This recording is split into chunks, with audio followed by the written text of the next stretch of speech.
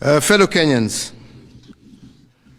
on the 9th of August of 2022, Kenyans participated in an election that ushered in new leaders at all levels of our governance realm.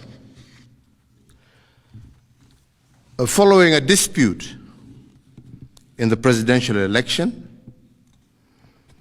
a petition was filed in our Supreme Court for determination of validity of the results, and the Supreme Court has today pronounced itself on this matter. When I was sworn in as your president, I made a pledge to the country. A pledge to uphold the rule of law and the decisions made by the judiciary on all matters appertaining to our governance. Today, the Supreme Court made a ruling on the presidential dispute, upholding the results announced by the Independent Electoral and Boundaries Commission on the 15th of August, 2022.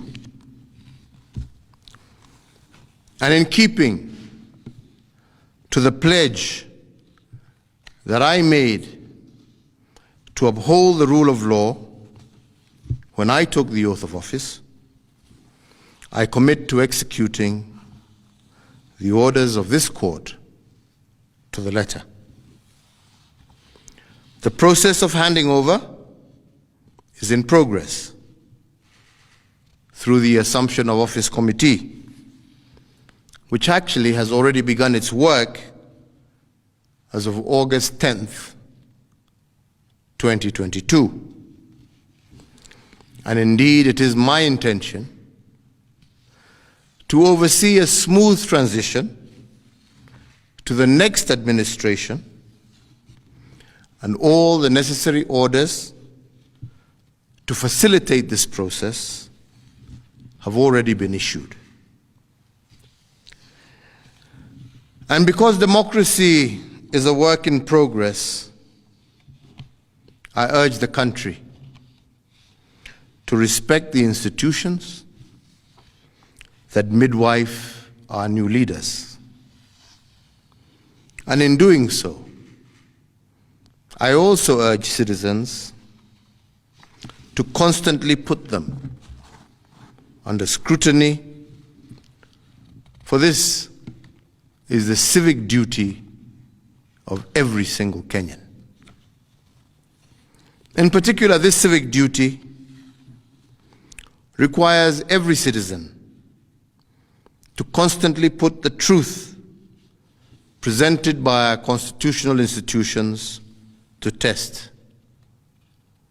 And they must test them for coherence, but also for correspondence.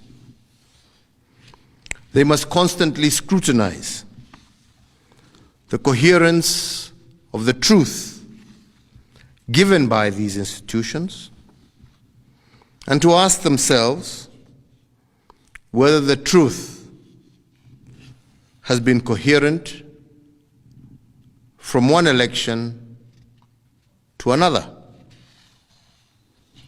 Has there been a consistent pattern that is acceptable to our democratic ethos? We must ask ourselves, is it about numbers? Or is it about process? Which of these two is it?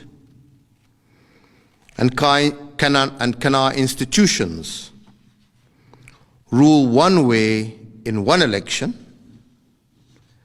and another way in another election without scrutiny?